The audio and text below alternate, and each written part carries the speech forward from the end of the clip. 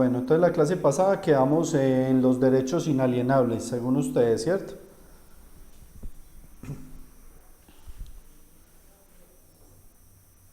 Sí, señor, derechos inalienables. Listo, bueno. Dice el artículo quinto que el Estado reconoce sin discriminación alguna la primacía de los derechos inalienables de las personas. ¿Cuáles son los derechos inalienables? Hay alguien que tiene el audio abierto, por favor.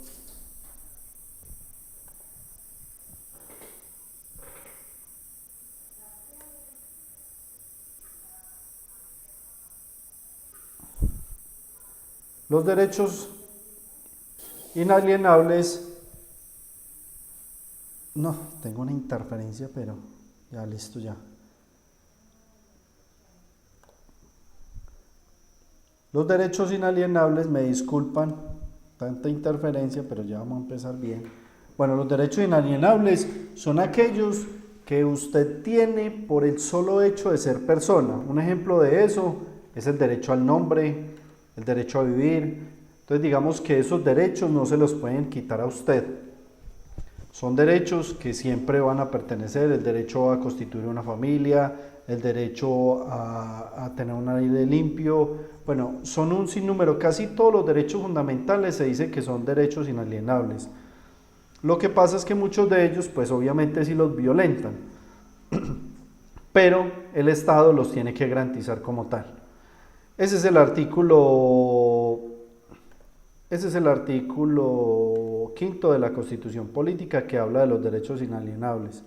Dice también que la familia está amparada como la institución básica de la sociedad. La clase pasada tuvimos la discusión de qué era familia, ¿cierto que sí o no? Sí, señor. Listo, entonces ese artículo digamos que ya está listo. Vamos con el 6. Responsabilidad de las autoridades.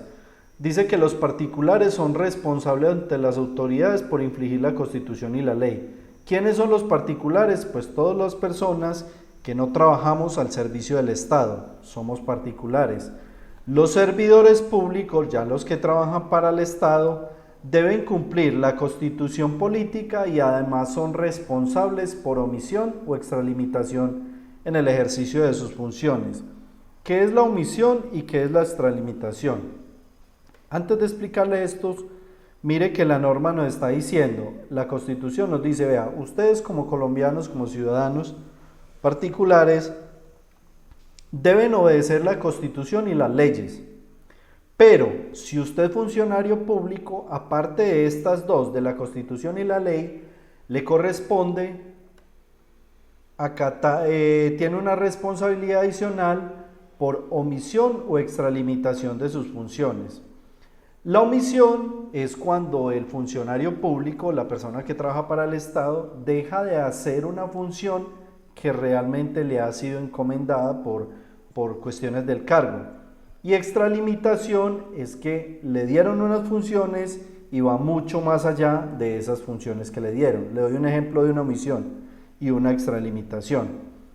Muy común, por ejemplo, el de los agentes de policía. Ellos mantienen pues como en el filo de la navaja frente a estos dos, porque ellos deben cumplir únicamente con lo que las facultades que la ley le da. Cuando van más allá o no cumplen, pues entonces están en curso de una de estas dos. La omisión es cuando usted, por ejemplo, el agente de policía detiene a una persona y resulta y pasa que la persona va cargada con droga. La persona le da al policía, le dice, vea, tenga este $1.000.000 y no diga nada. Eso es omisión. ¿Por qué? Porque ¿cuál es el deber legal de él? El deber legal de él es capturar la persona, hacerle el debido procedimiento, conducirlo a la URI, ponerlo a disposición de un fiscal para que él inicie el proceso por un delito, por un ilícito que está cometiendo la persona. Eso es omisión. El agente omite su responsabilidad, las obligaciones que tenía que hacer. O sea, omite capturar a la persona y llevarla allá. Eso es omisión.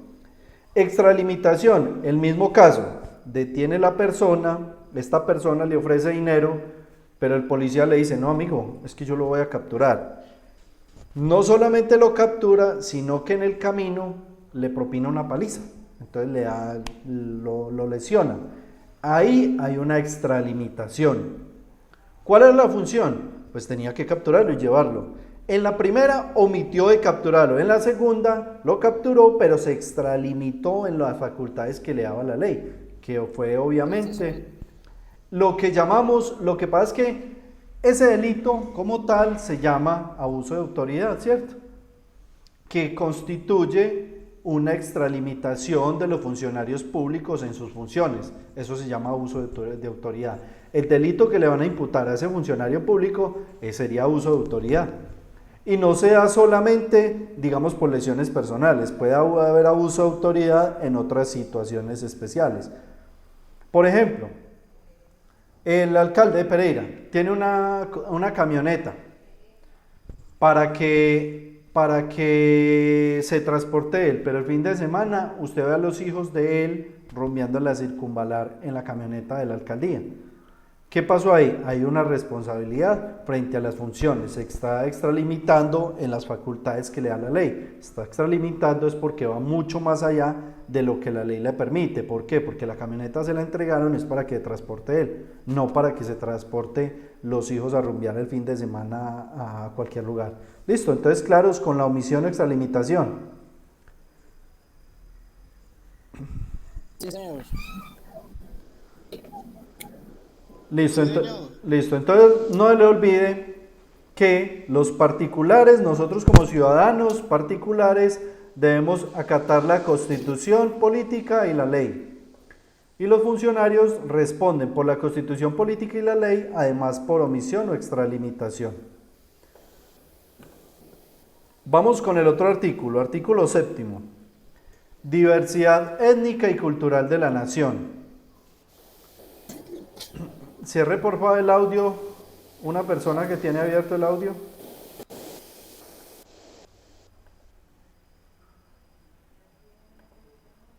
Listo. Diversidad étnica y cultural. Dice que el Estado reconoce y protege la diversidad étnica y cultural de la nación. Resulta y pasa que en Colombia hay muchas etnias, ¿cierto que sí? Entonces usted se pone a ver, entonces están los afros, están los indígenas, están los mestizos. Entonces en Colombia somos una variedad, ¿sí? Entonces dice que la Constitución política garantiza esa diversidad y la protege, la reconoce y la protege. Y la cultura, pues cada etnia de esas tiene su cultura. Les voy a dar un ejemplo. Los Embera, ustedes han escuchado qué es la ablación. ¿Alguien sabe qué es la ablación?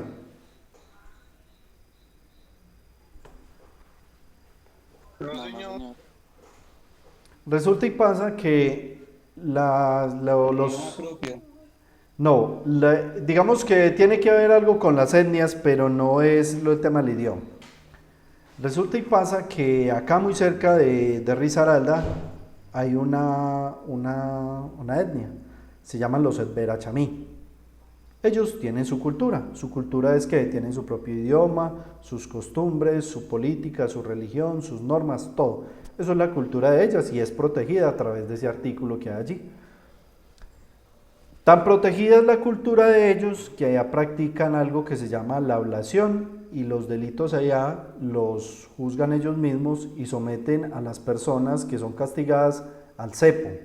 Ahorita hablamos del cepo, pero primero vamos a hablar de la ablación. La ablación es la cauterización del clítoris de las niñas cuando nacen. Eso se practicaba hasta el año 2012, 2013, acá en San Antonio del Chamí, allí nomás. Eso es por Mistrató. Es un municipio del departamento de Risaralda. Mistrató y más arriba San Antonio del Chamí, me imagino que... Eso lo hacían para que las mujeres no tuvieran placer a la hora de tener intimidad, ¿no? Para prevenir el tema de la infidelidad, que para prevenir que la mujer fuera pulcra, pero todo eso es cultura. Eso era cultura de ellos. ¿Cómo? No. Entonces, ¿qué pasó con eso? Resulta y pasa que eso a la luz de la Constitución política, vean, nosotros somos autónomos, ¿por qué? Yo les dije, y estudiaron mucho para el parcial. ¿Por qué somos autónomos? una sola constitución. Listo. Dice la norma que acabamos de leer, el artículo 6, que nosotros debemos obedecer la Constitución política y la ley. Resulta y pasa que para ellos no aplica. Entonces, si usted se pone a ver la Constitución política, dice que se prohíbe la tortura, pero entonces eso no será una tortura, claro que sí. Pero resulta y pasa que eso lo demandaron. Entonces la Corte Constitucional, la que estudia la viabilidad de las normas, hizo una ponderación de derechos, ¿cierto? Entonces acá pone el artículo que acabamos de leer, que es garantizar y proteger la diversidad étnica y otros derechos fundamentales, como son Natalia Gil. Es compañerita, Natalia Gil.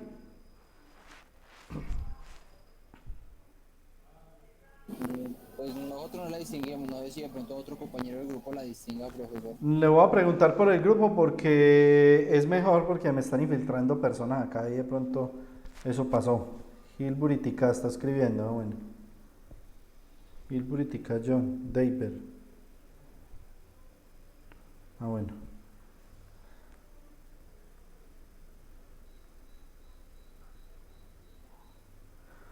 Entonces resulta y pasa que la Corte Constitucional puso los dos artículos que estaban chocando en una ponderación, ¿cuál es más importante?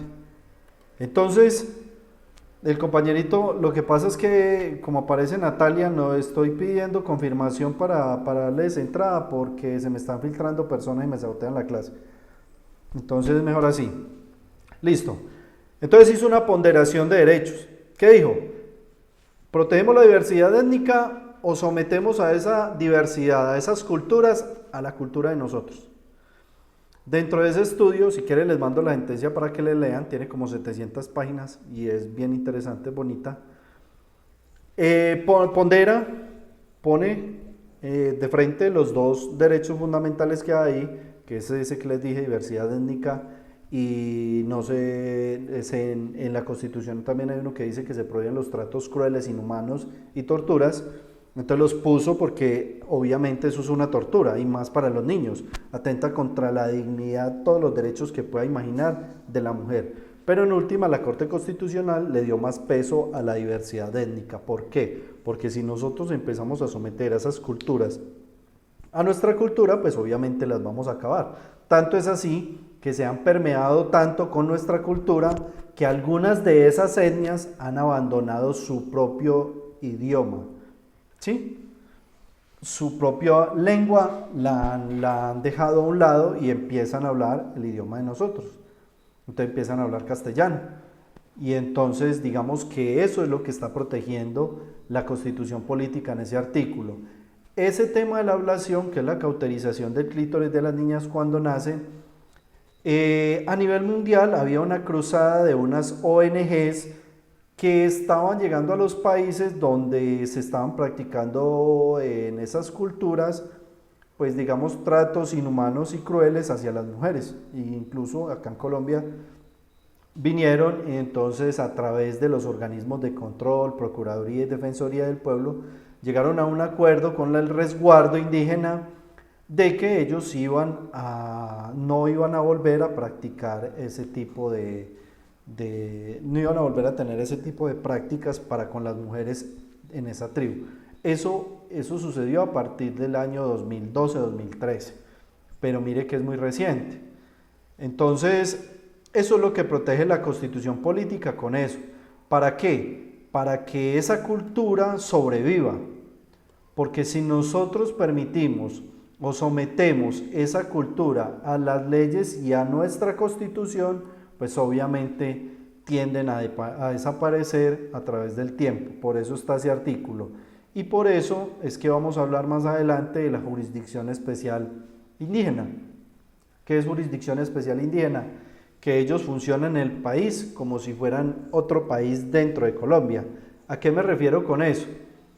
A que ellos tienen su territorio, ellos tienen sus normas, su ley, sus normas, ellos tienen su gobernador y ellos tienen su justicia. Entonces ellos no dependen en nada de nosotros, digamos que no dependen porque cuando el gobierno no le gira, ellos hacen paro, ahí sí dependen.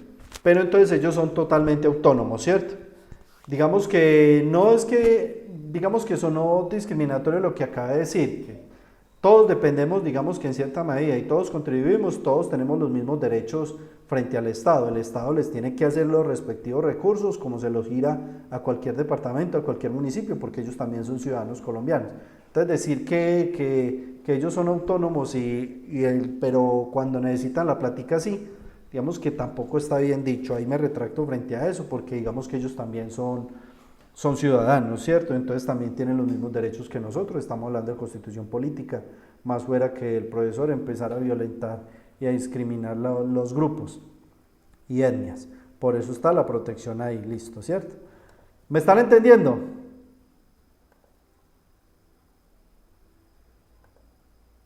Sí, señor, sí, señor. Las muchachas, ¿dónde están que no las escucho? A ver. Camila. Se le está entendiendo. Sí, pues. Seguro, Diana. Yo hago un repaso por acá a ver si están. Gracie. Sí, profe. Gracie. La profe, acá estoy. Natalia Gil. Ah, no, Natalia Gil es el muchacho que Alexis. Bueno, listo. Juliana. Yo, profe, yo. Van bien, van bien. Listo, entonces vamos a continuar con el artículo 8. Dice... Profe, Sí, cuéntemelo. ¿cuál sería entonces la definición de la séptima? De la séptima es que en Colombia se garantiza la supervivencia, digamos, de las diferentes culturas y etnias que existen en el territorio. Y el Estado garantiza esa diversidad, como el título lo indica. Garantiza que existan y sobrevivan en el territorio. Listo, protección, con gusto. Protección de las riquezas culturales y naturales. Mire lo que pasó con Nicaragua, ¿se acuerda que de eso lo hablamos? Ah, bueno, hay un ejemplo para el tema de las riquezas naturales y de las riquezas naturales. Cuando hablamos del Amazonas, yo les conté el tema del Amazonas. No, profesor, hablamos de Nicaragua. Listo. Resulta y pasa que dijeron, nuestros queridos políticos, manifestaron que había interés de proteger el Amazonas y convertirlo en patrimonio de la humanidad. Entonces, frente a eso, yo les pregunto, se suscribió un tratado que efectivamente constituye o enmarca el Amazonas en un territorio protegido por la humanidad. Entonces ahora el Amazonas es patrimonio de la humanidad. ¿Qué piensan ustedes de eso? ¿Están de acuerdo o no están de acuerdo con que el Amazonas lo catalogamos y lo cuidemos como patrimonio de la humanidad? Profe, yo pienso que el hombre no debería intervenir intentando manipular, digamos, todo este tipo de terreno, porque pues eso es un bien natural que de por sí todos como tal tenemos derecho a acceder a él y pasarlo como de pronto un bien al Estado o al gobierno como tal sería algo como... No, pero entonces, no, mire, yo lo pongo entonces en contexto frente a la pregunta, ¿cierto? El Amazonas, digamos que el territorio de nosotros, tenemos una gran parte del Amazonas, ¿cierto? Se suscribió un tratado internacional donde decía que el Amazonas era intocable porque era patrimonio de la humanidad. Entonces, según lo que me acaba de decir, usted está de acuerdo con ese tratado internacional, donde el Amazonas constituye un patrimonio de la humanidad intocable. Sí, pero yo estoy de acuerdo. Profe, pero es un tratado que se hizo a cambio de qué. No, la comunidad internacional le propuso a Colombia que si decidía suscribir un tratado internacional donde se tuviera en cuenta el Amazonas y se incluyera en ese tratado para ser patrimonio de la humanidad. Y Colombia dijo que sí. Esa es la pregunta. ¿Usted está de acuerdo o no está de acuerdo? ¿Ah?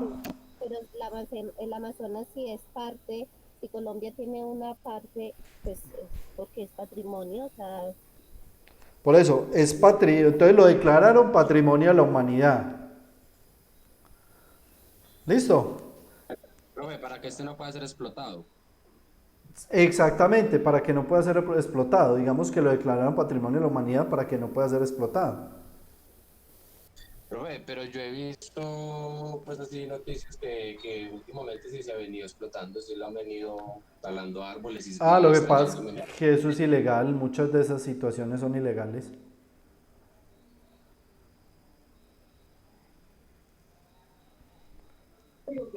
Profe, para no irnos tan lejos, lo del Valle del Cocora también. Bueno, listo. Pero entonces la pregunta era esa. ¿Están de acuerdo o no están de acuerdo? Yo sí estoy de acuerdo. Yo también estoy de acuerdo. Listo. Entonces, vea, yo les voy a poner, les voy a contar la historia desde otro punto de vista.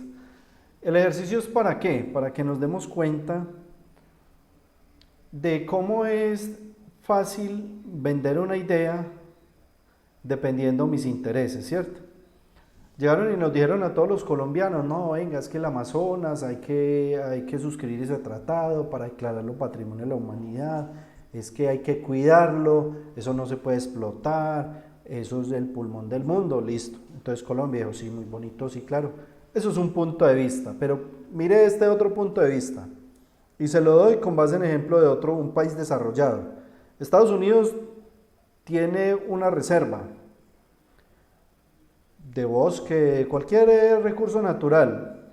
Usted va y le dice a Estados Unidos, ve, mira eso allá, hermano, eso hay que cuidarlo. Venga, suscribamos un tratado internacional y digamos que eso que usted tiene allá es patrimonio de toda la humanidad. O sea que cuando usted vaya a tocar eso, nos tiene que pedir permiso a todos, porque eso ya es de todos, es de la humanidad. Usted declaró que eso era de la humanidad y que había que cuidarlo. ¿Ustedes qué piensan que va a decir Estados Unidos? Te va a negar, mejor dicho, de una manera... Le va a decir, ¿qué? ¿De la humanidad? Eso es mío, es mío. Yo no lo estoy enseñando a ser egoístas, sino que es que este es el patio de la casa de nosotros, o sea, Colombia es el territorio de nosotros, y eso parte de lo que hemos venido hablando de la independencia, de la soberanía. ¿Se acuerdan de esos artículos que tratamos que tienen que ver con esto?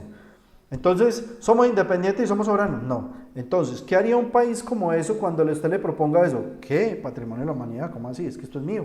Yo hago con eso lo que yo quiera. Si yo quiero conservarlo, yo lo conservo. ¿Por qué tenemos que decirle al mundo que venga y nos ayude a conservar algo que nosotros lo podemos hacer? Cuando no exista agua, tenemos que pedirle permiso a la humanidad para sacar agua del Amazonas, que es de nosotros. Entonces, ¿no creen que es muy ilógico? Mire entonces mire la forma como le venden a usted la idea. Y así actúan generalmente los gobiernos. Cuando quieren vender una idea para que el pueblo la compre, pues obviamente le van a decir lo que el pueblo quiere escuchar. No le van a decir las cosas malas. Entonces ahí es donde está la trampa, muchachos. Ustedes como ciudadanos no se queden con lo que le diga la gente, no se queden con lo que le dicen las noticias, porque realmente las noticias venden lo que las personas quieren escuchar. Es como cuando usted va a conseguir novia. Usted a la novia no va a ir a decirle que usted es un maltratador, o que usted es un guache, o que usted no le escribe cartas, o que usted no le da nada, o que usted es un machucho. No, amigo, usted va a ir a venderse, porque esa es la realidad, ¿cierto? Entonces siempre funciona de esa manera. El político de turno le va a vender a usted la idea con base en lo que usted quiera escuchar. Y eso siempre ha pasado con nosotros los colombianos, que toda la carreta que nos ponen en la de frente, nosotros de una, vea, así, como borregos. Entonces ahí es donde está la situación. El ejemplo da para conversar muchas situaciones. ¿Por qué? Mire lo que pasó con la reelección de Uribe. Él nos decía, no, venga, es que voten por mí para una segunda reelección, porque el país está muy bien, está seguridad democrática, ustedes pueden viajar, de todo. Pero ¿cuál era la otra cara de la moneda? No ni siquiera hablar de falsos positivos ni nada de eso. ¿Cuál era la otra cara de la moneda? Cuando veamos las tres ramas del poder público, nos vamos a dar cuenta que cuando una persona, creo que incluso lo hablamos cuando estábamos hablando de Venezuela, cuando una de las tres ramas del poder público está por encima de la otra, o de encima de las otras dos, empieza a ser una dictadura. Entonces usted no puede cambiar un principio que se llama democracia ¿Por qué? Porque en últimas, si usted cambia la democracia, se le va a convertir en una dictadura. Entonces, eso ni siquiera, no, ese tema fue el más, nadie lo tomó, nadie lo tocó, nadie dijo nada de ese tema, que cuando hay una segunda reelección usted está atentando contra la democracia, porque está perpetuando una persona en el poder. Entonces, lo que les quiero dar a entender frente a esos ejemplos es que uno no puede comer entero, uno no puede creer siempre lo que le digan, a pesar de que pinte muy bonito, hay otras perspectivas, hay otra manera de ver las cosas. Entonces siempre, y más frente a las políticas que no trabajan sino a punta de mentiras, entonces frente a las políticas tengan mucho cuidado, y son temas muy sensibles. ¿Por qué les digo que son sensibles? Porque es que son temas que le afecta a usted el bolsillo. Mire lo que pasaba con las candidaturas presidenciales, le decían, no vamos a hacer reformas, hicieron las reformas, no vamos a hacer fracking, el petróleo extraído a través de presión hidráulica, lo hicieron, lo están haciendo. Entonces mire que no solamente es creer lo que nos digan, hay que mirar otras situaciones. Por eso ese artículo es importante en el sentido de que nos dice que nosotros, y es obligación del Estado y de las personas, proteger esa riqueza natural y cultural de la nación. Y protegerla es ¿qué? Pues mirar cuál es lo más conveniente para todos, y el debate se tiene que dar en ese sentido. ¿Por qué teníamos que entregárselo a la humanidad si era de nosotros? Nosotros lo podemos conservar, ¿no será que lo podemos conservar? Entonces ahí está la situación. ¿Quién quiere hablar? Sí. Profe, yo tengo una preguntita. En caso tal de que si hubiera uno negado ante esta posibilidad de declarar su patrimonio de la humanidad, ¿nos hubieran afectado, digamos, en algo ante el resto de países o qué, o no? Pues lo que pasa es que lo que usted dice es muy cierto. Nosotros vivimos bajo presión. ¿Bajo presión es qué? Que el Estado nos dice a nosotros, o los estados desarrollados nos dicen a nosotros qué es lo que hay que hacer. Entonces, mire otro ejemplo, el tema de la fumigación, de la aspersión, ¿cierto? Mire que eso está demostrado a nivel mundial. Mire que en Estados Unidos condenaron, un zancudo me va a picar, condenaron a esta empresa que produce ese glifosato. La condenaron a pagar unos millones y millones de dólares a unas personas que demostraron que habían muerto por cáncer producido por ese glifosato. Entonces, ¿cuál es la política? Miren nuevamente cómo nos venden las ideas. ¿Qué dijo el gobierno de turno? No, eso no les hace nada, ¿cómo se le ocurre? Es que eso genera más violencia, es peor aún que nosotros sigamos produciendo esa cantidad de droga. Mire que los cultivos ilícitos se aumentaron en 2, 3 cuartas partes. Entonces, la idea nos la vendieron a nosotros en ese sentido, pero realmente eso nos iba a matar, ¿cierto? ¿Qué pasó ahí? La Corte Constitucional, gracias a Dios, le paró, digamos que el negocio a Duque, porque el tema ya estaba listo para empezar la aspersión, a fumigar. Estas decisiones de los gobernantes son las que nosotros como ciudadanos debemos mirar, y mirar bien. Y como les dije, no solamente con lo que nos diga el gobierno, sino que hay otras formas de ver las cosas. Entonces como ciudadanos no se amarren o no simplemente crean lo que le están diciendo las noticias.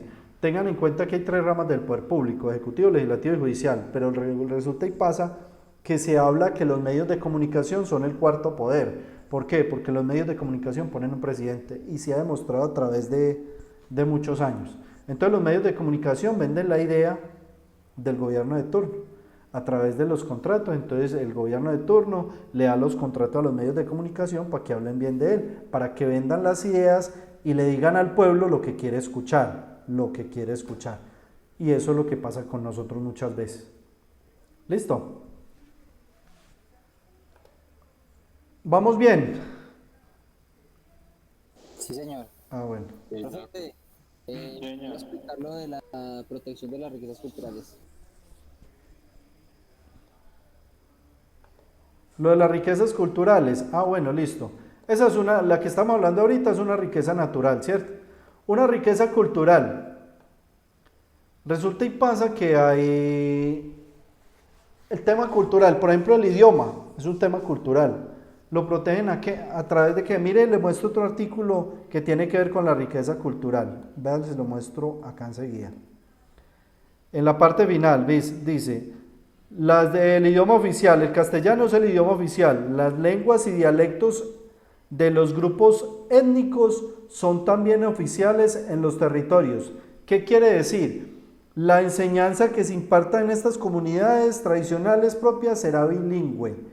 Mire que con este artículo estamos protegiendo esa riqueza cultural. ¿Cuál es? El idioma. Entonces, en las comunidades, por ejemplo en los Embera, el profesor que dicte clase allá debe ser bilingüe en el idioma de la cultura donde está enseñando. Entonces en el Embera Chamí, los profesores ya deben saber castellano, y adicional a eso deben saber el idioma de ellos, el idioma nativo, y así se garantiza esa riqueza. Otro tema de riqueza cultural, por ejemplo Cartagena.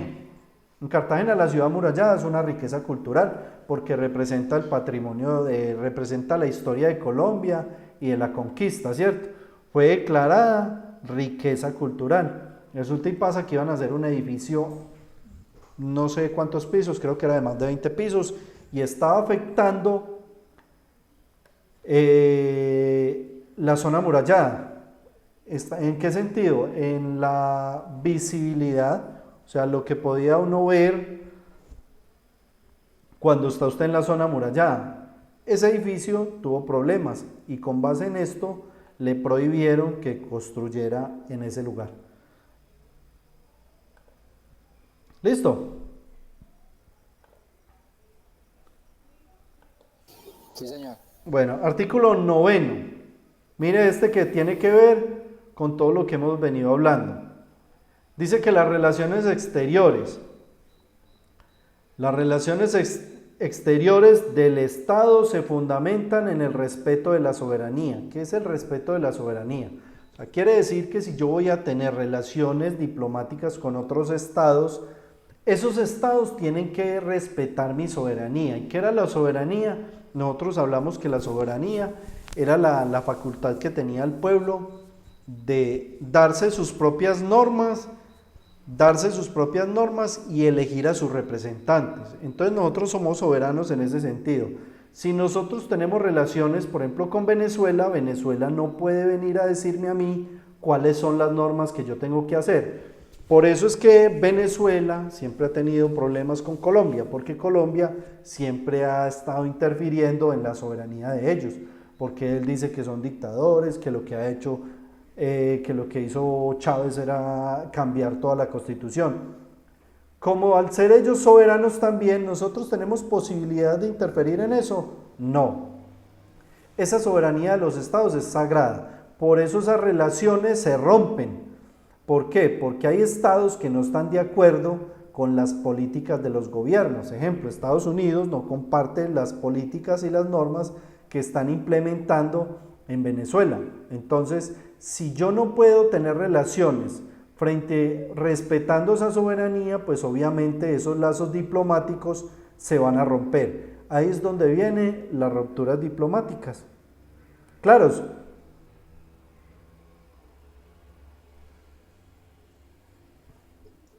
Sí, señor.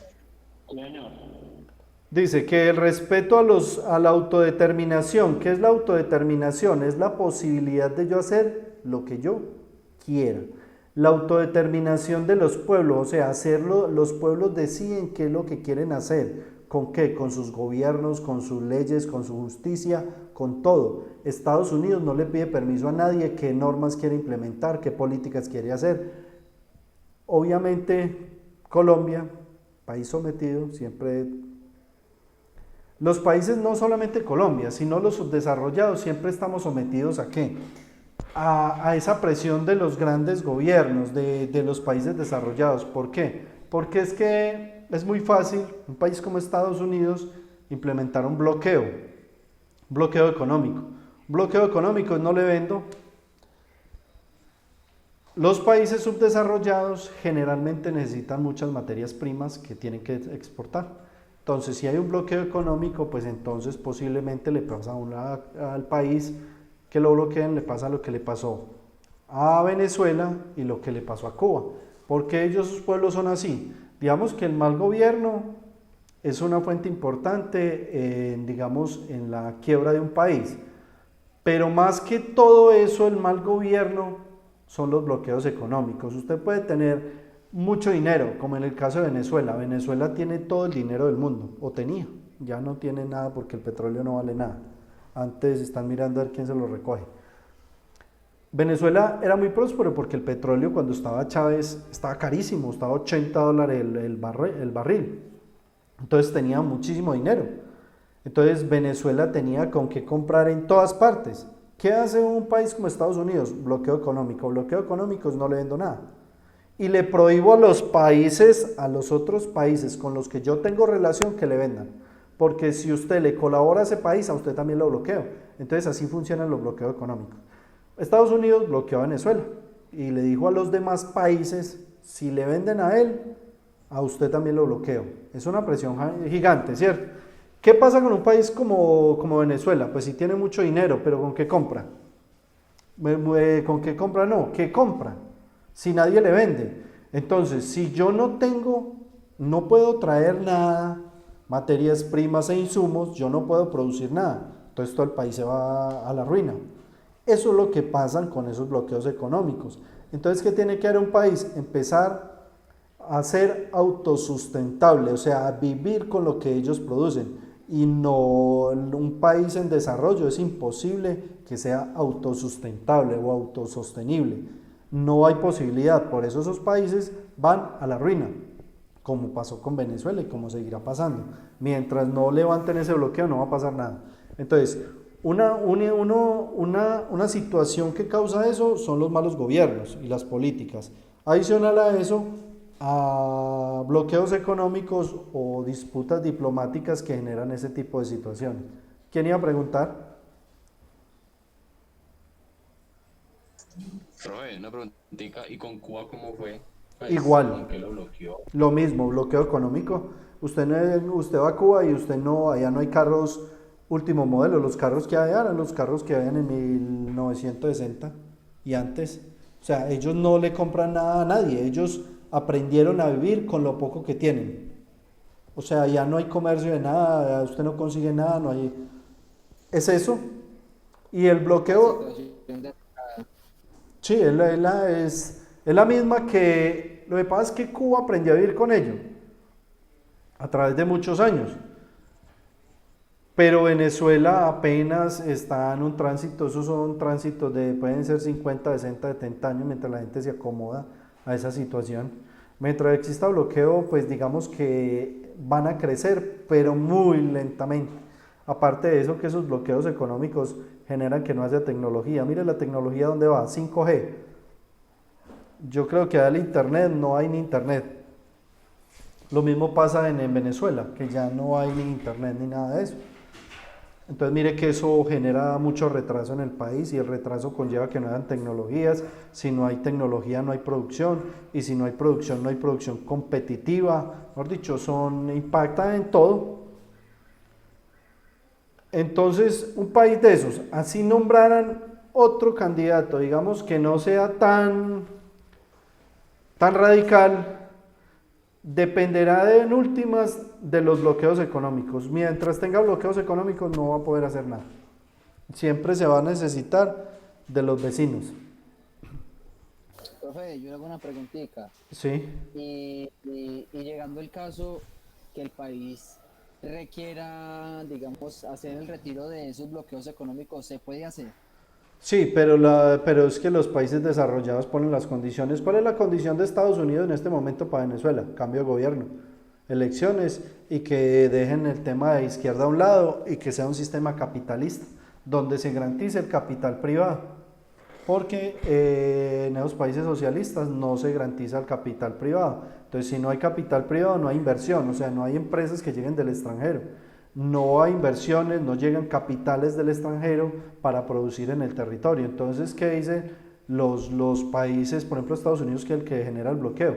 Le dice, si usted cambia de sistema de gobierno, porque es todo el sistema, y todas las normas, porque es que las normas las cambió Hugo Chávez en todo sentido, porque por ejemplo en este momento las normas en Colombia, hay una norma que dice que se garantiza el capital privado. Acá en Colombia usted puede tener todo el capital que quiera. En Venezuela funcionaba así, cambiaron el sistema, pero entonces ahora es que si usted, los grandes capitales son del Estado. Entonces allá no hay posibilidad de hacer una inversión porque el Estado se queda con la plata. Usted pone una empresa y entonces el Estado la quita.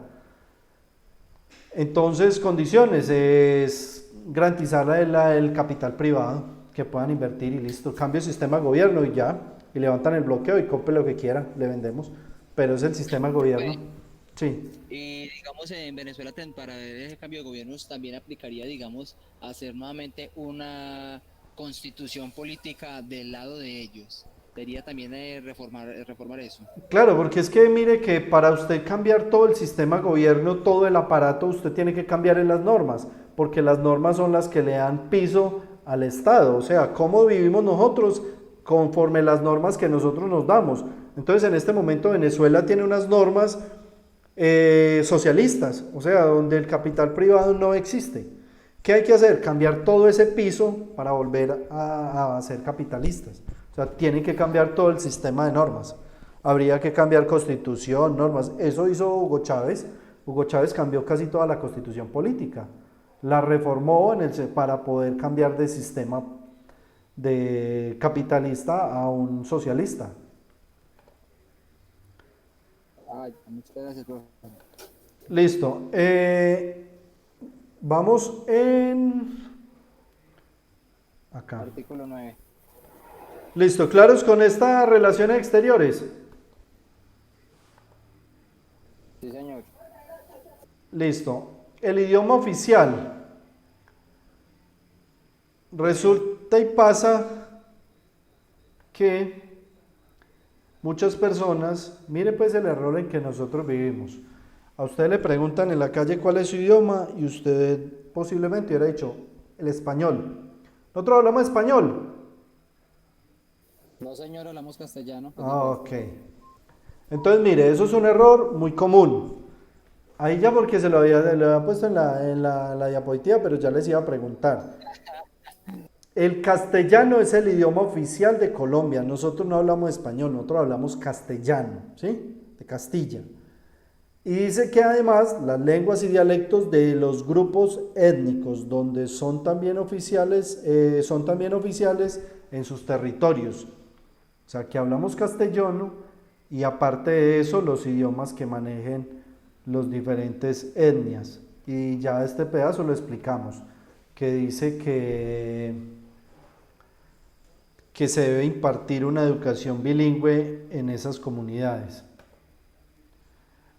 Estos que hablamos acá son los principios constitucionales. Vamos a darle una leidita a los derechos fundamentales, que es un tema bien importante. Acá terminan estas diapositivas. Vamos a darle una leída a los derechos fundamentales, porque resulta y pasa que en la plataforma hay un trabajo que se llama el decreto 2591. Este tema que vamos a entrar a ver es muy importante. ¿Por qué? Porque del artículo 11 al artículo 41 son los derechos fundamentales. La tutela, que yo sé que todos la conocen o la han oído para qué funciona. Esa tutela, que es muy utilizada en Colombia, solo protege los derechos fundamentales, los que vamos a ver del artículo 11 al artículo 41.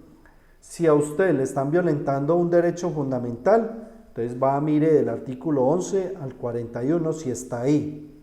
Si no está, no es un derecho fundamental. ¿Listo? Entonces, si no está ahí, no puede presentar una tutela. Lo que les quiero dar a entender es que la tutela no funciona para todos los derechos. La tutela fue hecha, digamos, fue creada exclusivamente para los artículos que vamos a ver. Vamos a ver del artículo 11 al 41, que no se les olvide nunca en la vida, porque puede ser pregunta parcial. cuáles son los artículos que protegen la acción de tutela. Entonces son los artículos del 11 al 41 y se llaman derechos fundamentales. ¿Por qué fundamentales? Porque son los derechos más importantes que tiene un ciudadano o una persona. Y esos son los que vamos a ver ya enseguida. Vamos a darle una leidita a cada uno de ellos y más o menos un ejemplo, ya no nos demoramos tanto, digamos, en la explicación, porque aparte de eso, ustedes van a tener que hacer un trabajo. ¿Un trabajo de qué? Cada uno de ustedes va a tener que hacer una acción de tutela. En la plataforma también hay un modelito que se llama modelo de acción de tutela. Yo les voy a explicar los artículos de los derechos fundamentales. Entonces, en la medida que vamos avanzando en la clase, usted se va a ir haciendo la idea más o menos de qué derecho fundamental. Entonces vamos a hablar del derecho a la salud. Entonces usted va a decir, bueno, yo voy a hacer una tutela porque me negaron una cirugía, o yo voy a hacer una tutela porque me negaron unos medicamentos, o yo voy a hacer una tutela porque me despidieron en el trabajo y estaba embarazada, o yo voy a hacer una tutela porque me despidieron y estaba incapacitado, o voy a hacer una tutela porque presenté un derecho de petición y no me lo contestaron, o voy a hacer una tutela por el derecho a la igualdad, o voy a hacer una tutela porque en la universidad no me dejan ir con el pelo largo y 2 aritos, o en el colegio a mi hijo no lo dejan entrar con el pelo largo, o porque tiene un piercing, libre desarrollo de la personalidad, o voy a hacer una tutela por el derecho a la honra, porque hay un compañerito que publicó en las redes sociales que yo soy un vicioso o cualquier cosa de esas, y entonces se le está afectando el derecho a la honra. Mejor dicho, vamos a mirar en contexto cómo aplican todos sus derechos fundamentales. Es tema sagrado. ¿Sabe por qué? Porque en Colombia,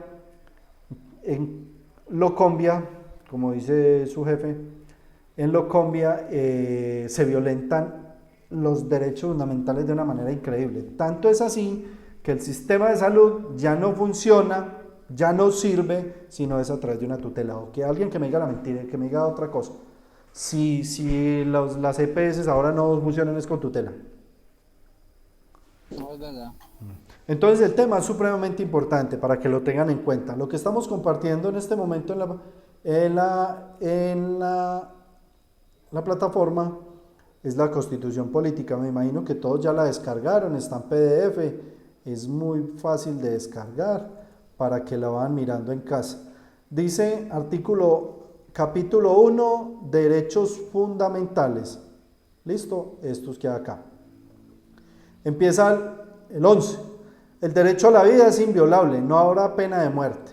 Entonces mire que el derecho fundamental es el derecho a la vida. ¿Cuál es el ejemplo que aplicaría ahí para una tutela? Cuando usted va a una EPS y el médico le ordena una cirugía y le dice, vea, usted se tiene que dar la cirugía de corazón abierto porque le tenemos que poner un stent y si no usted da. ¿Qué pasa ahí? ¿Cuál derecho fundamental se le está violentando? El derecho a la vida. La vida. ¿Por qué? Porque si no le hacen a tiempo esa cirugía, pues su vida corre peligro. Entonces, ¿qué es la tutela? Vea, si usted la EPS le niega o le mama gallo, o digamos que pasan más de los días, el médico le dice, esa cirugía es prioritaria, eso se lo tiene que hacer mínimo 8 días. Pasan 8 días y le dicen, no hay agenda. Entonces, ¿qué hace usted? Una tutelita con el formato que el profesor le dio, el de Constitución Política, hace una tutelita, el profesor me dijo que era el derecho a la vida. Me están violando el derecho a la vida porque no me autorizan la cirugía. ¿Listo? Ya después le voy a enseñar pues técnicamente cómo lo va a hacer, porque lo vamos a mirar bien. Pero entonces el ejemplo es ese, el derecho a la vida es el derecho fundamental que se puede violentar cuando usted le niegan un medicamento, cuando usted no le practican una cirugía, se puede presentar en muchas situaciones. Dice que en Colombia no habrá pena de muerte, esto es cierto, porque acá en Colombia, a pesar de que hay unos delitos muy graves, por ejemplo ese man de la niña Zamboní en Bogotá, ese man deberían haberlo pasado de una vez ya al otro mundo, pero pues los que pensamos así, es importante destacar o resaltar que no todos pensamos lo mismo. Para mí, digamos que esos delitos deberían castigarse con una pena de muerte. Hay otra persona posiblemente en el grupo que me diga, no, es que yo creo en Dios y el único que le puede quitar la vida a uno es Dios. Yo le doy la razón a usted también, es su manera de pensar, muy chévere, que pensemos todos diferentes, sería muy complejo si todos pensáramos lo mismo, ¿cierto? Entonces, en este momento en Colombia no podemos implementar la pena de muerte, así muchos colombianos, así la mayoría diga que sí, que está de acuerdo con la pena de muerte, no se puede implementar. Yo les conté en la clase pasada que hay un tratado internacional, cuando hablábamos de esa soberanía, que hay un tratado internacional suscrito que prohíbe en Colombia la pena de muerte. Entonces no solamente es lo que nosotros querramos acá en Colombia, también tenemos que acatar lo que dice ese tratado internacional, o sea que no podemos implementar la pena de muerte. Por eso está allí en la Constitución y seguirá allí. Entonces no le olvide el derecho a la vida, cómo opera y cuándo pueden tutelar ese derecho. Listo. Segunda, nadie será sometido a desaparición forzada. Miren esto, desaparición forzada en Colombia todos los días. O ya no tanto, pero sin embargo volvimos a lo mismo. Tortura ni a tratos o penas crueles. Mire este tema acá, torturas ni tratos crueles. ¿Dónde he visto tutelas frente a esto? Los internos de las cárceles. Resulta y pasa que las torturas no solamente son físicas, porque hay torturas también psicológicas. En la cárcel, por ejemplo, la 40 tiene capacidad para 900 internos y hay 1600. O sea que están en un hacinamiento de casi el 60-70%. Eso es una tortura, porque el hecho de que en una celda que caben 4 estén durmiendo 10 personas, eso constituye en últimas una tortura psicológica. Esos temas los han tutelado, pero resulta y pasa que la Corte Constitucional, que es la encargada de resolver esos temas, le dice al gobierno, venga gobierno, solucione el asunto. El gobierno le dice, no tengo plata. Entonces hay derechos fundamentales que el gobierno sabe que los está violentando, pero que los sigue violentando. Otro ejemplo es el tema de la salud. El gobierno sabe que eso es un desastre, el tema de la salud, pero ¿qué dice frente a eso? No hemos podido cuadrar el sistema, o la ley 100, o cualquier disculpa. Entonces hay muchos derechos fundamentales que se están violentando, que el Estado sabe que los está violentando y que los tiene que garantizar. Por eso en principio hablábamos de que la constitución política es una utopía, es lo que queremos llegar, pero a veces es imposible, ha sido casi imposible, señor. El resumen, ¿qué es la ley 100? No, la ley 100 es gigante, porque la ley 100 tiene que ver con EBA. La ley 100 en principio habla de salud, los primeros creo que 30 artículos hablan de salud, posterior a eso hablan de pensión, y después de pensiones de los 3 regímenes pensionales. Del régimen especial, que es para los servidores públicos, dice que no, que son regímenes especiales y que habrán otras regulaciones para ellos. Habla de los fondos privados y hablan de Colpensiones, que es el fondo, digamos que del Estado. Régimen de prima media con prestación definida y el régimen de ahorro individual. Después habla de las ARLs y de la AFP. La ley 100 es todo el paquete. ARL, administradoras de riesgos laborales, AFP, administradora de fondo de pensiones, y EPS, o sea, en esas 3 están metidas, en las ley 100 están metidas las 3. O sea que es un tema supremamente gigante. La ley 100 regula cantidad de situaciones, muchas. ¿Listo?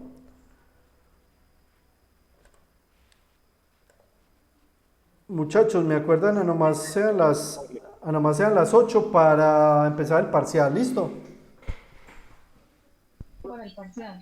A las 8. A las 8 me acuerdan, ¿listo? Bueno, muchas gracias. Bueno, yo sé que ustedes quieren hacer el parcial ya. Están muy emocionados. Pero a las 8. Vea, entonces ahí hay un ejemplo de una tutela por una tortura, tratos crueles, inhumanos o degradantes. Ahí está el articulito. Artículo 13, dice todas las personas nacen libres e iguales ante la ley. Es el derecho a la igualdad. Acá hay un tema que es muy importante y que lo tutelan mucho. Dice, el Estado, mira, acá, el Estado protege especialmente a aquellas personas que en condición económica, físico-mental, se encuentran en una circunstancia de debilidad manifiesta. No se les olvide esa palabra, debilidad manifiesta. Cuando usted está incapacitado, usted está, dice, protege a aquellas personas por su condición económica, física o mental. Se encuentra en una debilidad manifiesta. Cuando usted está incapacitado y su empleador lo despide, usted tutela y le dice al juez, señor juez, estoy ante una debilidad manifiesta, una incapacidad física, yo no puedo ir a trabajar y el empleador me despidió. ¿Qué pasa allí cuando un empleador despide a una persona en condición de debilidad manifiesta? También opera debilidad manifiesta, ¿sí? Profe, pues ahí no entraría de pronto en caso tal de que haya sufrido algún accidente laboral ARL y demás entidades a accionar la tutela. No, mire, vea, ¿cómo funciona ahí? Ejemplo, usted se accidenta en la empresa, ¿cierto? Resulta y pasa que la incapacidad, usted se va para su casa y la ARL se la tiene que empezar a pagar. Usted no tiene problema, ¿listo? Pero resulta y pasa que después de la incapacidad viene una etapa que se llama discapacidad. Una cosa es la incapacidad y otra cosa es la discapacidad, dos diferentes. La incapacidad es un concepto médico que da obviamente un médico en el que determina que usted no está en las condiciones para laborar y que tiene que guardar reposo o que una condición especial. Porque le doy un ejemplo, usted le pueden dar una incapacidad y usted dice para la costa a pasear. Y entonces su empleador le dice, venga, y este no está incapacitado, que está yendo en la costa, venga, yo lo despido. Pero resulta y pasa que la incapacidad que le dieron era porque usted estaba muy estresado, por estrés. Y efectivamente pasa, usted se puede enfermar por estrés. Entonces el médico le dio incapacidad y le dijo, váyase a pasear, va a distraerse y tal, y si usted va para la costa. Entonces mire el concepto que tenemos de incapacidad, puede ser erróneo, ¿cierto? Entonces incapacidad es que usted no puede ir a trabajar, pero usted puede realizar otro número de otras situaciones de la vida común. Es para ir a trabajar, ¿listo? Entonces usted lo despiden. Entonces usted dirá, venga, pero es que a usted le está pagando la incapacidad, la ARL. Sí, pero resulta y pasa que yo me accidenté la ARL y me fracturé una pierna. Posterior a que me levanten la incapacidad, que es la restricción para ir a trabajar, yo voy a estar en terapias, porque la pierna me quedó, digamos, tensionada, con los ¿cómo se llaman estos? Los músculos, no. Bueno, el tema es que la pierna no le desdobla y el ángulo de movimiento, el rango de movimiento está limitado. Entonces a mí me mandan unas terapias. ¿Qué pasa si usted lo desvinculan? Primero, usted necesita los ingresos. Entonces, si usted ya no tiene incapacidad, sino discapacidad, usted se va a quedar sin recursos. Sin recursos es ¿por qué? Porque usted dependía de los salarios o de esas incapacidades. La EPS ya le dijo, va, reintégrese. Pero lo reintegro con limitaciones o con restricciones. Restricciones es que no puede trabajar más de 2 horas de pie y eso. ¿Será que usted puede conseguir trabajo después de que lo despidan y así limitado en otra empresa? ¿Qué es lo primero que le hacen a usted para entrar a una empresa? Un examen de ingreso. Exactamente. Entonces, ¿qué pasa? Que a pesar de que yo esté cubierto por el sistema, sea ARL, EPS o EPS, ARL o AFP, en algún momento el sistema me va a abandonar. ¿Por qué me va a abandonar? Porque me dice, reintégrese. Después de que me reintegre, el sistema me abandona y me pasa al empleador. El empleador es el que tiene que seguir velando por mí. Entonces, si me despide, pues obviamente me va a dejar ante una situación que se llama debilidad manifiesta. Yo no puedo conseguir otro trabajo, me violenta. El mínimo vital, que más adelante vamos a ver qué es el mínimo vital. Entonces el mínimo vital es que usted se va a quedar sin con qué comprar su comida. El derecho a la igualdad. ¿Por qué el derecho a la igualdad? Porque usted merece el mismo trato que recibe en cualquier otra persona. Entonces digamos que ahí afecta el derecho a la igualdad. Esa estabilidad laboral reforzada es la que se tutela, se llama debilidad manifiesta, es la que tutelan las madres gestantes, los trabajadores incapacitados o discapacitados cuando son despedidos, por esa especial protección que debe brindar el Estado a esas personas. Ejemplo también de este. debilidad manifiesta. Por ejemplo, una persona que llega a los 60 años, que es inválida, y resulta y pasa que el fondo presenta los papelitos para la pensión y el fondo no le da respuesta. Entonces el fondo no le da respuesta, entonces lo está violentando, porque la norma dice que le debe dar respuesta dentro de los 4 meses. Ahí le está violentando el derecho a la igualdad. ¿Por qué? Porque hay personas que les contesta y por ley les debe contestar a los 4 meses, pero a él no le contestó. Entonces está violentando su derecho a la igualdad. Y ahí también se puede proteger la debilidad manifiesta. ¿Por qué? Porque es una persona ya avanzada de edad y adicional a eso con un dictamen de pérdida de capacidad que le genera una invalidez. Entonces ahí aplica ese derecho fundamental. Vamos bien con los ejemplos.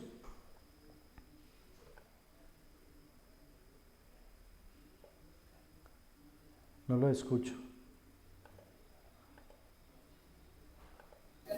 Sí, señor. Sí, señor.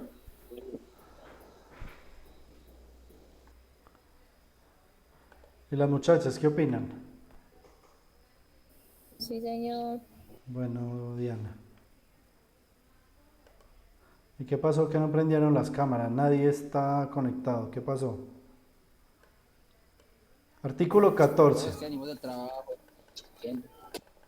Artículo 14.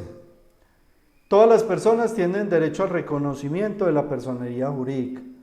Resulta y pasa que hay personas naturales y personas jurídicas. Personas naturales y personas jurídicas. Las personas naturales somos todos los individuos de la especie humana, ¿cierto? Todos nosotros somos personas naturales. Por ejemplo, para la DIAN y para el comercio siempre hay personas naturales y personas jurídicas, no más. Las personas que declaran, las personas que tienen derechos y obligaciones, las personas naturales y las personas jurídicas. Usted me va a decir, ¿las empresas? Sí, las empresas son personas jurídicas. Entonces, ¿qué pasa con eso? Resulta y pasa que la ley, ante un vacío o ante una necesidad, creó las personas jurídicas. ¿Qué pasa? Resulta y pasa que hay un conglomerado de personas, digamos 100 socios. 100 socios y aportan un capital de 10 millones de pesos cada uno. Entonces, necesitan que ese capital puedan tomar decisiones y tener derechos frente a eso.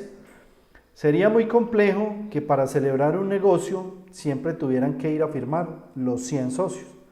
Entonces, ¿qué hizo la ley? Dijo, vea, yo voy a dejar de considerarlos individualmente a cada uno y van a conformar un todo. Ustedes 100 se van a convertir en un todo. Entonces ese todo es una persona jurídica. Entonces si usted se pone a ver, para la empresa en que usted trabaja, usted celebró el contrato ¿con quién? ¿Con los socios o con la empresa? Con la empresa. Con la empresa. ¿Qué es una persona jurídica? Dejaron de ser ese montón de socios para convertirse en uno solo, que se llama persona jurídica. Y esa persona jurídica le dan un nombre. ¿Cómo se llama esa persona jurídica? Por ejemplo, yo soy una persona natural y me llamo Steven, ¿cierto? Hay una empresa que es una persona jurídica y se llama Postobón. Es el mismo ejemplo. Como Steven, yo tengo derechos. Yo puedo comprarme un carro, una casa. La persona jurídica también tiene los mismos derechos, puede comprarse un carro o una casa. Usted va a ver Postobón y los carros son de Postobón, los lotes son de Postobón. Tienen un patrimonio y tienen derechos igual que una persona natural.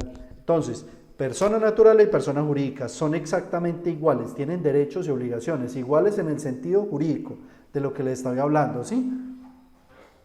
Entonces, en la norma dicen que la personería jurídica es un derecho fundamental. Cuando usted quiera constituir una sociedad, una agremiación, un sindicato, cualquier situación de una aglomeración de personas que quiera convertirse en una sola, una persona jurídica, la entidad correspondiente le debe garantizar ese derecho a constituirse en persona jurídica. Entonces, si usted va a constituir una sociedad, vaya a la Superintendencia de Sociedades o a la Cámara de Comercio, inscriba su sociedad y ahí ya le van a reconocer su personería jurídica. Entonces le van a decir, yo le reconozco la personería jurídica, ¿cómo me quiere llamar? Entonces usted le pone el nombre, yo me voy a llamar Soluciones Integrales SAS, listo. Personas jurídicas, soluciones. ¿Qué capital tiene? Entonces tenemos este capital. ¿Quiénes son los socios? Entonces apuntan eso allí. ¿Me entendieron que es una persona jurídica? Sí, señor, profe, y eso tiene lógicamente un costo para hacer la suscripción. Ah, sí, obviamente, digamos que eso tiene unos emolumentos que se deben cancelar al momento de hacer la inscripción. Usted sabe que en Colombia nos cobran de todo. Y aparte de eso, ustedes constituyen persona jurídica, entonces la DIAN la va a empezar a vigilar, qué plata tiene, qué no tiene, todo eso. Pero digamos que es un tema netamente comercial, sí. Yo le hago otra preguntita.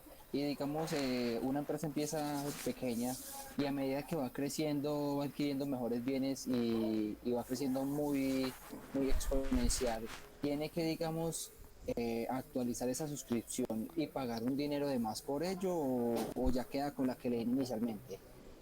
Principio constitucional de solidaridad, parcial.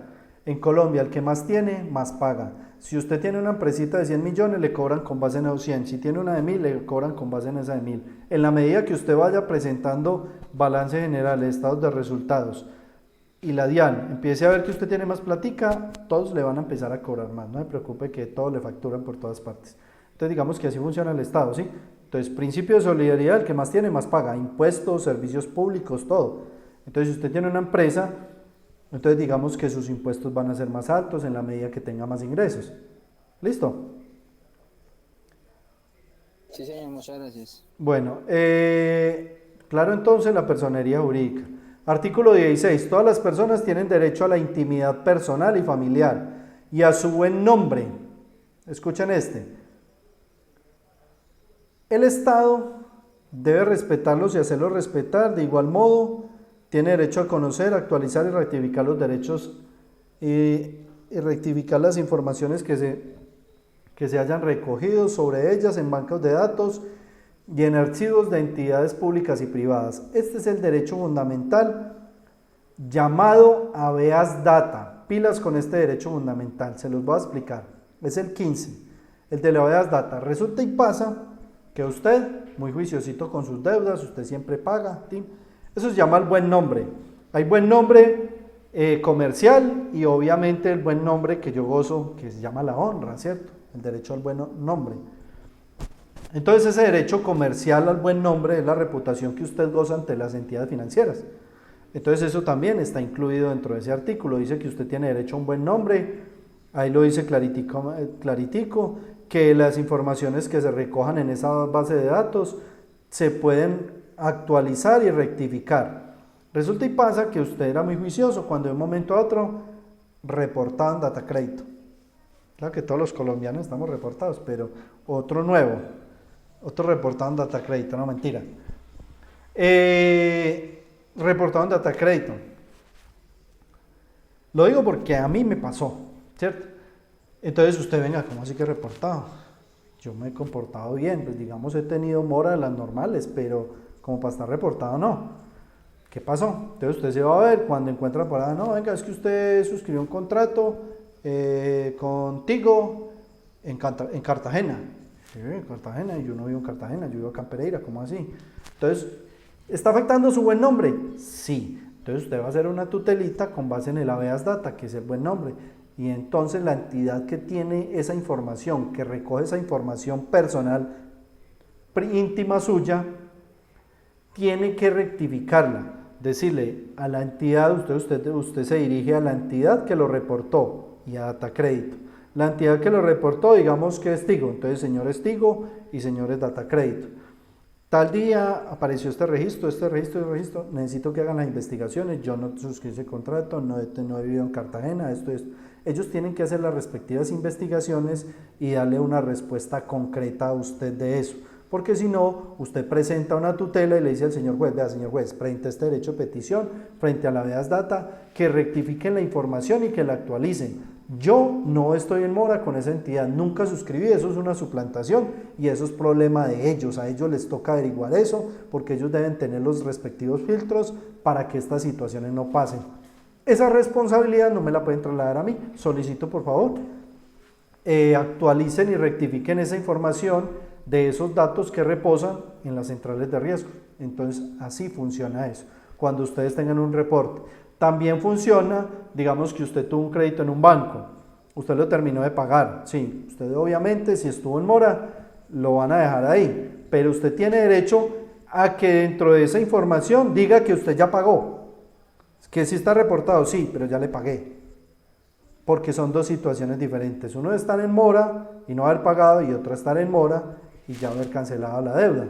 Entonces usted tiene derecho a que rectifiquen toda la información que en bases de datos se recoja personal e íntima suya.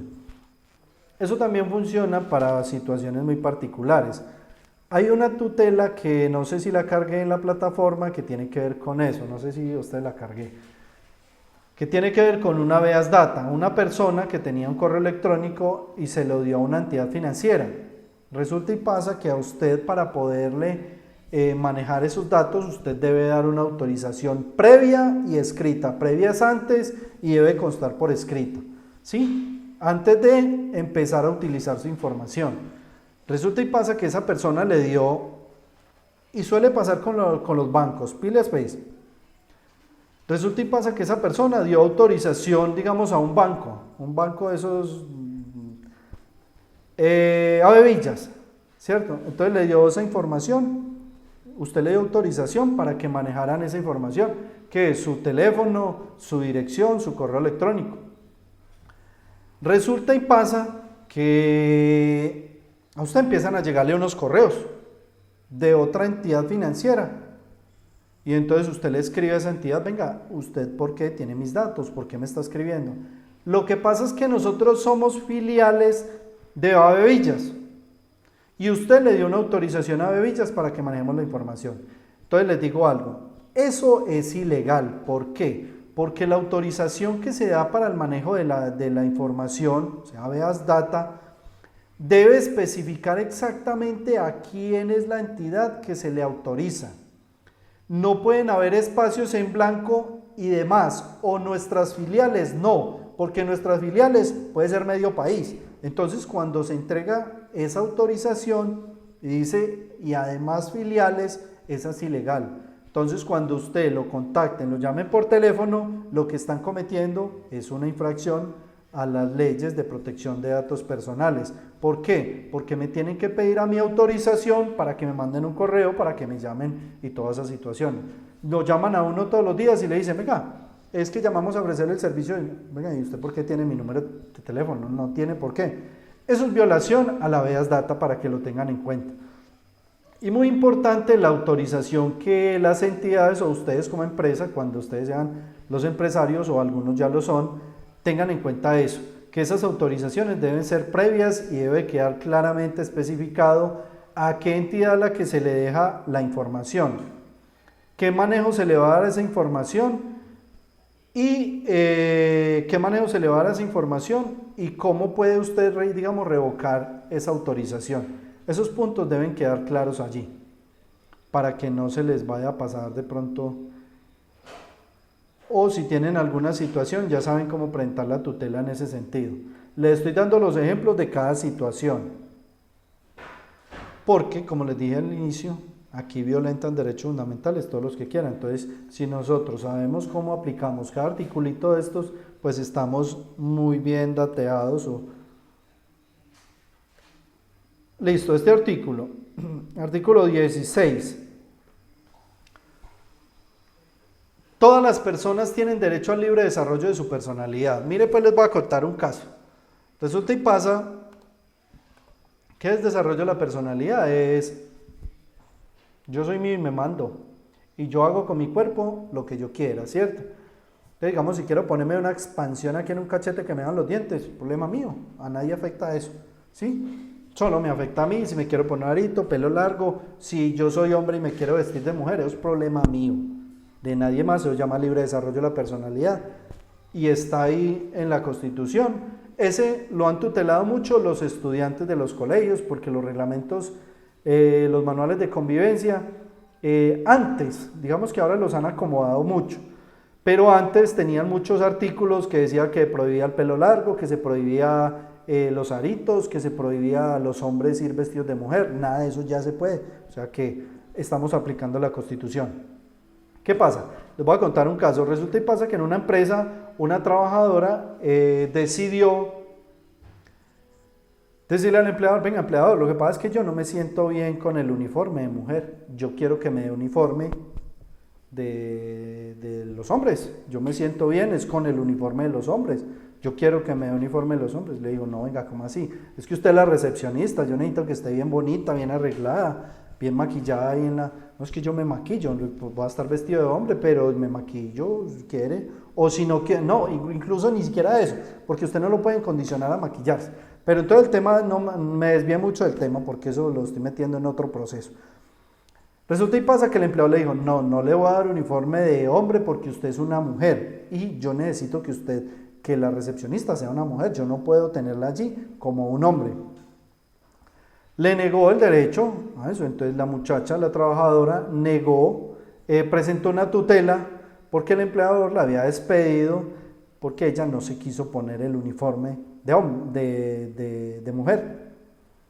La Corte Constitucional le dijo, no, venga un momentico, libre desarrollo de la personalidad, si ella se siente bien vestida como un hombre, usted le tiene que dar el uniforme de hombre.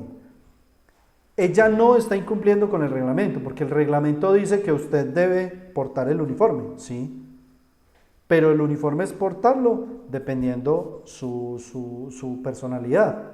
Entonces ella se sentía bien con el uniforme de hombre y efectivamente la tuvieron que reintegrar y garantizarle este derecho fundamental al libre desarrollo de la personalidad. Profe, una preguntita. Sí. Y aún así, siendo las empresas privadas, ¿la empresa privada también aplicaría en este caso? ¿O todas las Total, vean muchachos, lo que estamos hablando de todos los derechos fundamentales es la Constitución Política. Artículo 6. Los particulares que tienen que cumplir la Constitución y la ley. ¿Qué estamos leyendo? La Constitución. O sea, esto no hay diferencia que es particular, privado. No, todos tenemos que cumplir lo que dice acá. Y si la Constitución dice que es el libre desarrollo de la personalidad, eso, entonces digamos que nosotros tenemos que garantizar eso y tenemos que cumplir la Constitución porque así lo dice. Entonces, frente a lo que usted me pregunta, sí la tienen que cumplir los particulares y los servidores públicos. Ahí estaba el artículo donde decía claramente que la Constitución, somos responsables por el cumplimiento de la Constitución y la ley, y estamos acá en la Constitución, o sea que sí, claro que sí la tienen que cumplir. Ah, no, es que eso no aplica porque es que el reglamento interno de acá de la empresa dice que no se puede. No se puede. Mire lo que está pasando incluso con los colegios, se ha visto mucho. Un tema de rebeldía de los muchachos, ni siquiera porque lo sean, ni siquiera porque sean gays o bisexuales o transexuales, porque sean de alguna condición o porque sean de la comunidad LGBT y nada. Un niño llega y dice, no, es que mañana quiero ir vestido de niña. Y llega y le dice a la compañerita que cambien el uniforme. Entonces la niña va con el uniforme del niño. Se cambian el uniforme, mejor dicho. ¿Qué puede hacer el rector frente a eso? Nada. Los niños se sienten bien con eso. Digamos, muchos van a chocar con el tema. No, venga, pero es que entonces la disciplina y eso. Derecho fundamental, entonces no hay nada para hacer frente a eso. La discusión está ahí. Muchos dirán, no, venga, pero entonces, ¿a dónde vamos los valores, la moral y eso? Es la discusión como la que teníamos ahora 8 días frente a la adopción por parejas del mismo sexo. ¿Sí o no? Muchachos, son... Sí, son las... Sí, claro que sí. Cuéntemelo todo.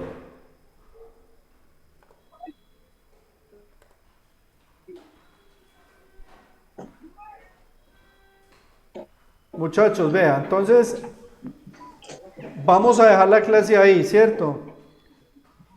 Voy a habilitar la plataforma. El parcial.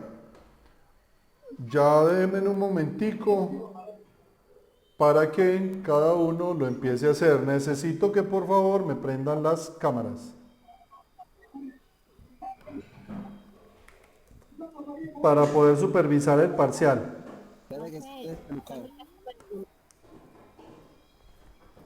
¿Cómo?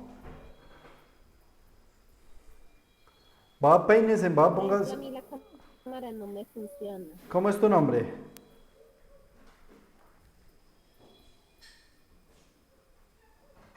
Gracie Cartagena. Gracie, listo. Entonces, Gracie, contigo hay una excepción. No sé, como... Vale, profe, gracias. Ya estoy, espera un momentico que estoy abriendo acá la plataforma para poder habilitar.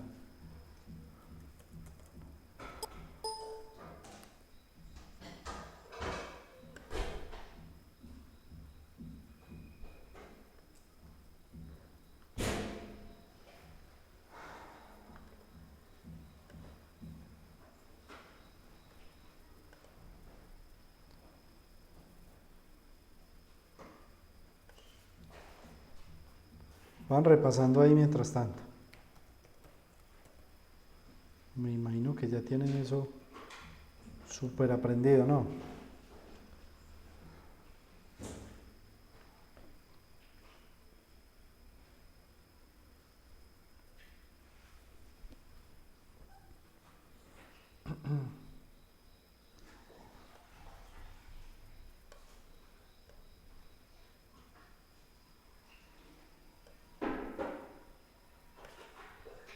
¿Me están escuchando?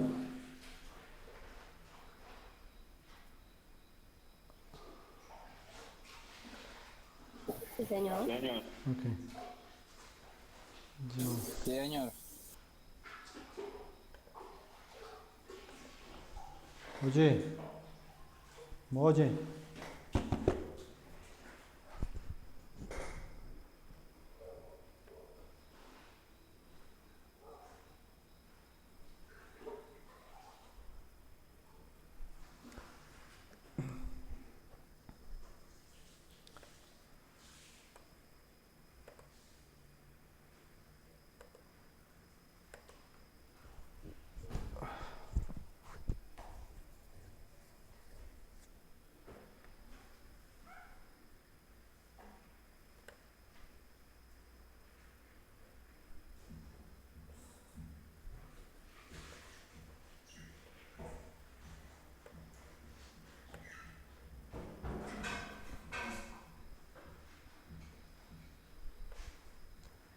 Ya estoy habilitando esto, espera un momentico.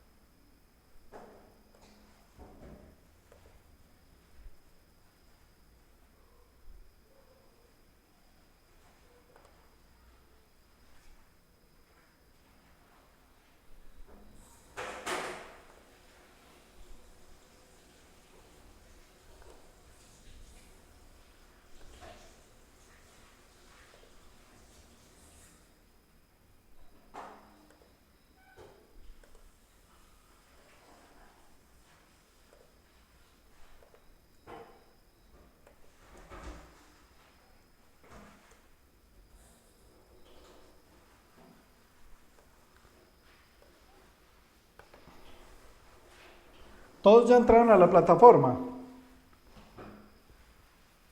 Necesito por favor que todos entren a la plataforma.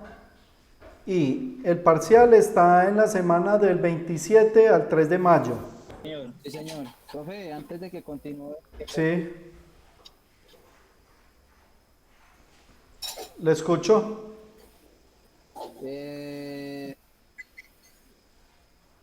lo que pasa es que vi en la plataforma en la parte de abajo. No lo estoy viendo en la cámara. No, olvídalo, no, nada. Nada, profe, nada, olvídalo. No los veo en la cámara. Por favor, prendan las cámaras. Sí, para empezar a hacer el parcial.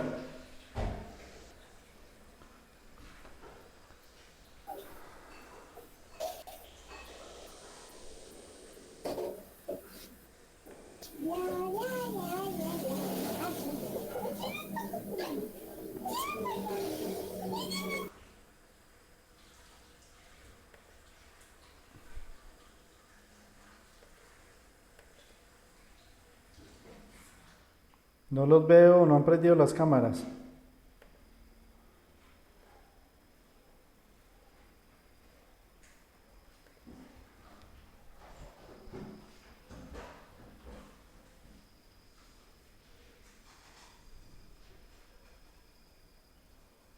Tienen 30 minutos para hacer el parcial.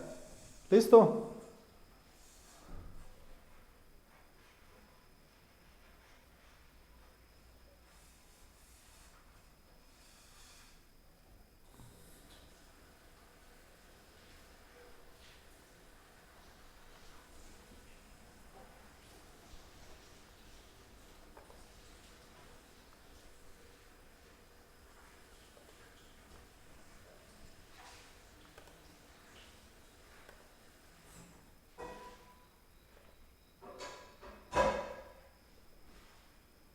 No todos han prendido las cámaras, ¿qué pasa?